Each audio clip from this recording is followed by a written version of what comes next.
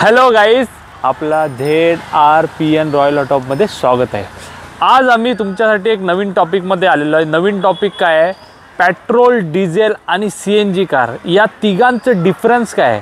तर आपल्याला पेट्रोल कारचं डिफरन्स ऋषभ सांगणार आहे। तर आज तुम्हाला आपण पेट्रोल गाडी का घ्यावी आणि कुठल्या वर्गाचे लोकांनी पेट्रोल गाडी घ्यावी ते तुम्हाला सांगतो।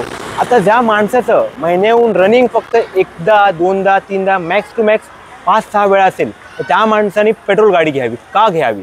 पेट्रोल गाडीचं बेनिफिट असं असतं का, पेट्रोल गाडी समजा जागेवर उभी पण आपण ठेवली आठवड्याभर 2 आठवड्याभर तरी गाडीला काही प्रॉब्लेम होत नाही। गाडी आपली ऑप एका सेल्फवर स्टार्ट होते। त्याच विदर्भात तुम्ही अपोजिट डिझेलमध्ये तुम्ही असं बघायला गेलं तर डिझेल गाडी तुम्ही समजा उभी ठेवली 1-2 हफ्ते तर त्या गाडीमध्ये काम पण येऊ शकतं। आपण असं पाहिलेलं आहे। तर डिझेल गाडी का घ्यावी तुम्ही सांगा। डिझेल गाडी का घ्यावी? कारण की डिझेल गाडी का घ्यावी?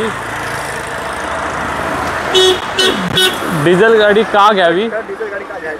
का घ्यावी की तुमची रनिंग जास्त आहे, रोज तुमचं रनिंग जास्त आहे आणि तुम्हाला मायलेज पण चांगला पाहिजे तर डिझेल गाडीवर तुम्हाला 22, 23, 24चा चांगला मायलेज भेटून जातो आणि तुमची रनिंग पण जास्त असेल तर गाडीची हे पण तुमचं होऊन जातं त्या मायलेजमध्ये। डिझेल गाडीमध्ये ह्यांना माहिती असेल विघ्नेश, कारण की त्याच्यामध्ये पिकअप सगळ्यात मोठी गोष्ट। डिझेल गाडीला जो पिकअप आहे तो तुम्हाला कुठल्याही इतर CNG बघा, पेट्रोल बघा, कुठल्याही दुसऱ्या पेट्रोल या CNG मध्ये भेटत नाही। जे डिझेलमध्ये जो पिकअप आहे, जो माणूस डिझेल गाडी चालवतो तो पेट्रोल आणि CNG वर मला तर नाही वाटत तो ॲडजस्ट करेल।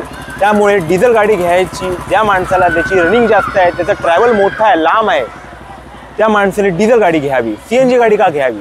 CNG गाडी का घ्यावी? तुमचं रोजचं रनिंग आहे आणि तुमचं लॉंग डिस्टन्सला रनिंग आहे आणि तुम्हाला एक चांगला मायलेज पाहिजे असेल तर CNGला एक चांगला मायलेज भेटून जातो।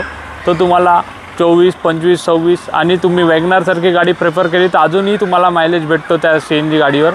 त्यामुळे तुमचं कॉस्टिंग पण रिड्यूस होते। जो पेट्रोलला जास्त खर्च होतो तो CNGला जास्त खर्च होत नाही आणि तुम्ही लॉंग डिस्टन्ससाठी CNG गाडी चांगल्या रीतीने यूज करू शकता। तर तुम्हाला कुठली गाडी, कुठल्या वर्गा माणसाला कुठली रिक्वायरमेंट, त्या हिशोबाने गाडी घ्यायची ही सगळ्यात मोठी गोष्ट आहे। सगळ्या आपल्या जे व्ह्यूअर्स आहेत त्यांना माहिती पाहिजे त्यांची रनिंग किती आहे। ज्या माणसाची रनिंग काहीच नाही आहे त्या माणसाने पेट्रोल गाडी घ्यावी। जो माणूस एक डिझेल एक्सपिरियन्स म्हणजे जो डिझेल गाडी माणूस जो चालवतो त्याला एक ड्रायव्हिंग एक्सपिरियन्स पाहिजे आणि लॉंग रनिंग आहे, डेली रनिंग आहे, त्या माणसाने डिझेल गाडी घ्यावी।